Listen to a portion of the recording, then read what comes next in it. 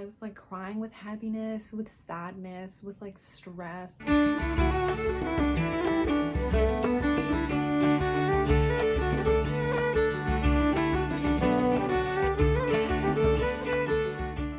My name is Soleil and welcome back to the Little Reader's Corner. So today I'm going over my favorite movies of 2019. These are definitely missing a few really amazing, excellent movies because I have a terrible memory and I don't remember all of the movies that I watched last year. So we're just gonna hope that I at least remembered my absolute favorite ones, but I'm definitely going to remember right after filming this video all of the ones that I actually loved, and it's gonna be a disaster, but it's fine. So let's get into them. So the first movies on this list are going to be still favorites of that year, but it will slowly ramp up to my top absolute favorites, best movies of 2019. First off, we have Avengers Endgame. So in this installment of the Avengers saga, the Avengers take on Thanos, a demigod who is trying to eliminate half of all species around the world in order to save them all from damnation. And the Avengers take him on for a last epic showdown of superheroes versus morally gray villains. This movie, I mean, we all know this was the culmination of 20-something Avengers related movies from this entire series. If you didn't see every single one, you missed something in the final movie, which is very unfortunate for anyone who just wanted to see a cool superhero movie, because you either didn't love it or you just didn't get all of the little references that made it so fantastic. And honestly, I'm just impressed how well they were able to craft the plot so that all of the characters had enough screen time that everyone could see the characters that they wanted to see on the screen, because there were about 20 different superheroes all working at the same time, and it was truly wild. What a movie. Next we have Aladdin, which is a retelling from 1001 Arabian Nights, and it has moved quite far from the original story, but it's Disney, so we're just gonna separate them in our minds. In Aladdin, the street rat Aladdin finds himself absolutely in love with Sultana Jasmine, and there are genies and magic lamps and tigers and all of the things. I'm sure anyone watching this knows what Aladdin is about, but I think that they did a really good job. I loved all of the actors that they chose for this movie. I thought the visual effects were amazing. It was a beautiful adaptation. They did change some aspects of the story. They gave the genie a bit of a love arc, which I thought was really interesting, and they changed some things around a little bit, but I think that was for the best, because we don't really want to see the exact same movie that we saw in the animated version, but then now with visual effects. So I'm glad that they changed it up a little bit, and I was really entertained, and I love the soundtrack. Now, this is a movie I actually saw recently, so I did see it in January. However, this is a video about movies, favorite movies that were 2019 releases, so I'm still counting it in this video. And that movie is Jumanji: The Next Level. Maybe it's only that I saw it recently. Maybe it's because of the timing of I became a Regal Unlimited pass holder right before I saw this movie, and I literally could just walk into a random Regal theater, sit down, and start watching the movie. This is not any kind of ad or affiliation. I just love Regal, so anyways, so I went down to sit and watch this movie. I just wanted to be entertained for a solid 2 hours. I wanted to do something before I had to drive all the way back up from Seattle, and I was laughing the entire movie. I was actually really surprised. So for the summary, ever since the group came back from playing in the world of Jumanji, it just hasn't been the same. And one of their group, Spencer, feels like something is missing ever since he played the amazing character of Bravestone. The group find themselves back in the game but with some new characters, and they've now made it to level 2, which means that there are more challenges facing them. I just really enjoyed this movie. It was really funny. I didn't think that a sequel would be good, but actually there were a lot of like really strong themes about like love and loss and like letting people go. Like that ending really got me. Like it was good. So next up we have one that just about made this list just because it was the perfect movie for the moment when I watched it, and that movie is Someone Great. So after being blindsided by a breakup, Jenny, a music journalist, decides to go on one last big adventure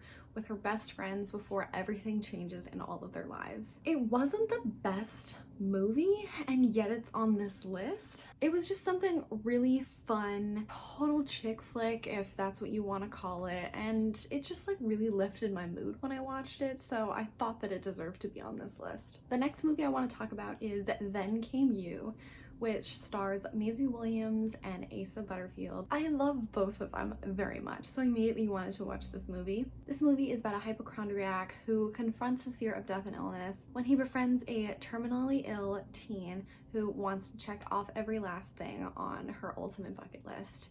It's a really emotional movie. I think it's really well done. It does have a lot of dark humor in it throughout it, so if that's not your thing, it's a bit of a heavy movie for that then, but I think they really had an excellent dynamic in that. The ending was super emotional, but I think it was beautifully done.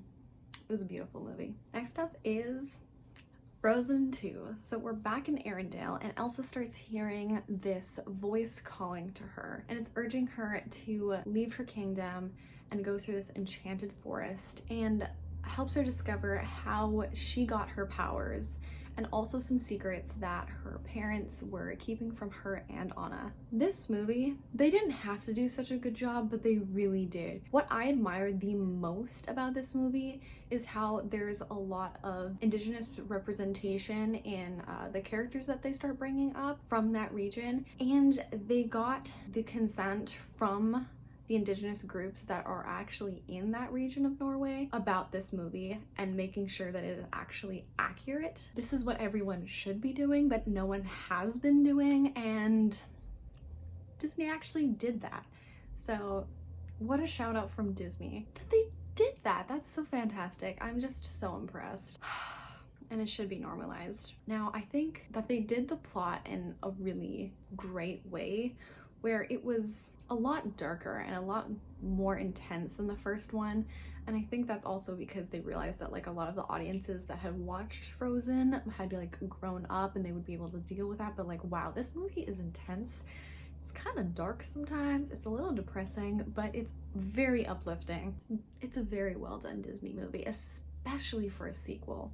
All right, Last Christmas. Now this movie stars some of my favorite people. Now, I was so excited to see this movie, and this was one of those things where people were trying to guess the plot ahead of time, and I definitely guessed it, which really changed how I watched the movie. There's a really intense scene where I should have probably been more like emotionally attached to like what was going on in that scene.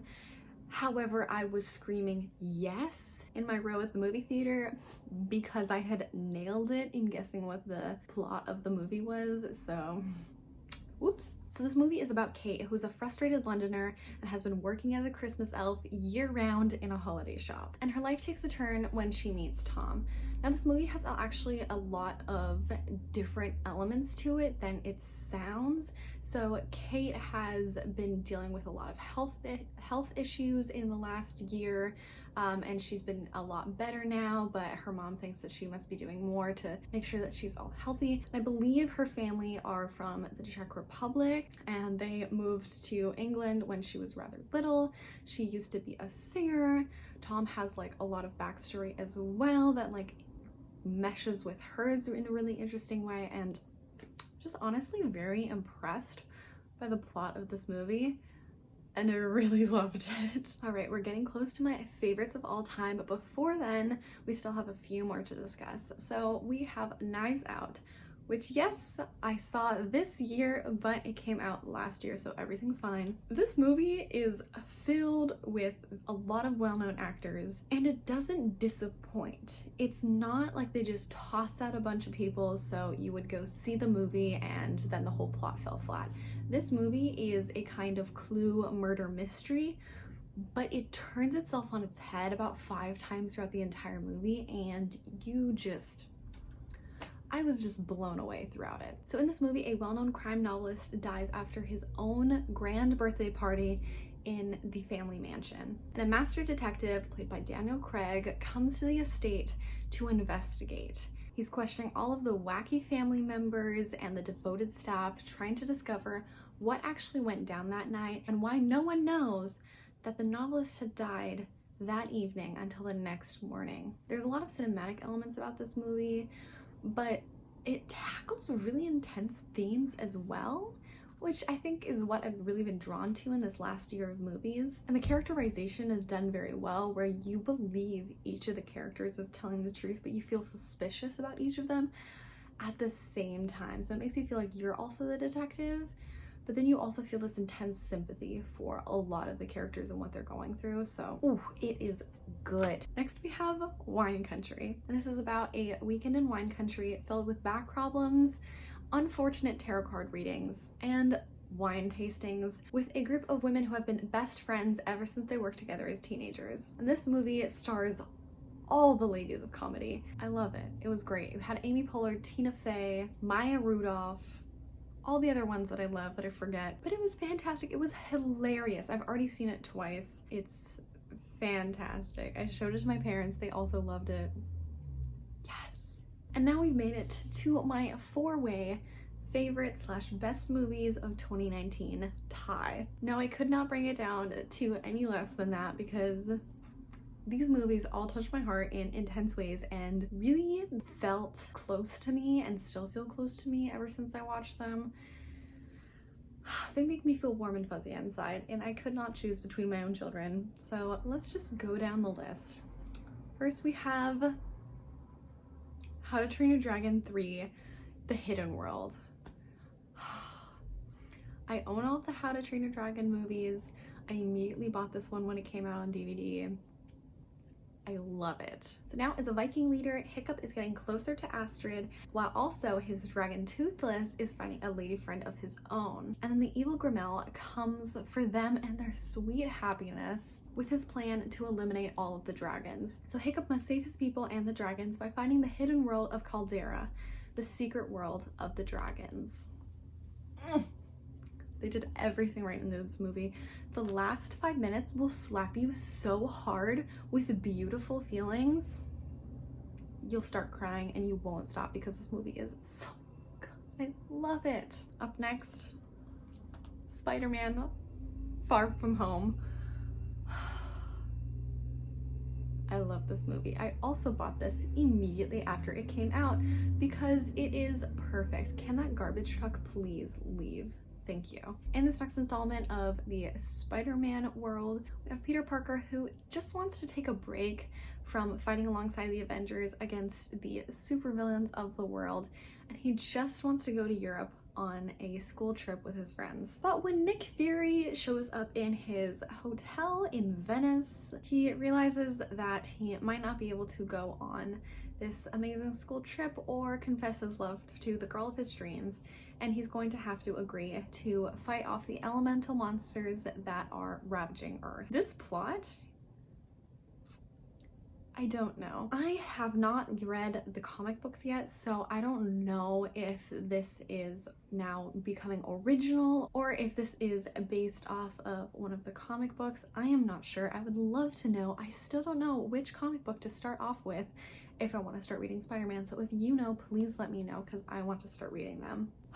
But this movie, it just had it all, and there is a specific scene in it where he's in Holland and there are some duchies in there, and I felt so seen. I immediately was able to like turn on my phone real quick and take a picture of them and send them to my dad because wow. Also, I made my dad see this movie. He did not like it, but I don't care because I made him see the duchies and that's all I care about. Also, they land a jet in a tulip field. It's Dutch culture that you're destroying. That's all I'm saying. How dare you? It's fine. It's fine. It's fine. It's fine. And now we have one that also came out last year. Did not see it until I was on a plane to Switzerland at the end of December, but I had been wanting to watch it for like months, so I finally did, and it was just as amazing as I wanted it to be and as I expected it to be, and that movie is Booksmart. This movie is just my essence to a T. Like, oh my gosh, this movie is me, except for the partying. The first half of the movie is me. So this movie is about academic overachievers Amy and Molly, who decide to let loose for their first and last night of high school partying because they are afraid that they missed out on their party years if they don't spend this last night before graduation partying with their fellow high schoolers. This movie has so many relatable scenes about like best friendship and friendship, and like many of it I felt really relatable with like some of my best friends now. It's just great. It's just really great. And it was so funny. I was cackling in my chair on the airplane while people were sleeping. Last up on this list, barely made it in here because it came out only like a week before the year ended. It's Little Women, and I saw this already twice. Can't wait to go see it again. Oh my gosh, I think I saw the Little Women that came out before this one because this is the number 7, the 7th adaptation of this book into a movie since it came out in like 1850-ish. Wow. Like, that's impressive. Like, maybe I should read this book because the movie hit me so hard. But I saw, I think, the 6th adaptation, and like, I didn't really connect to it. Like, I saw it a long time ago. But I love all of the actors that are in this movie, so I figured I should just go for it and see what it was all about. And oh my gosh. So to keep it simple, the story takes place right after the Civil War ends, and it's about 4 sisters, Amy, Jo, Meg, and Beth. And this is a very character-driven movie. It's about them growing up, growing apart, and coming back together in times of tragedy and strife. And the director, Greta Gerwig, really translates this story into it being relatable for the 21st century with a lot of the way that it is presented so that it can be relatable for a lot of different people. There are some amazing quotes from this movie that just hit me really hard. Like when Meg says to Jo, "Just because my dream is different from yours does not mean it's any less important." That one hit me really hard, and there are just a lot of moments. And about 30 minutes into this movie, I was crying for the last like hour and a half throughout the entire thing for many different reasons. I was like crying with happiness, with sadness, with like stress, with like so those were all of my absolute favorite movies of 2019. I can't wait to watch more amazing movies this year and to take better note of them so that next year's wrap up of my favorite movies, they will be more and they will be more accurate. Let me know what you thought of these movies, if you had any similar movies, and I'll see you soon for my favorite TV shows of 2019 as well. Bye!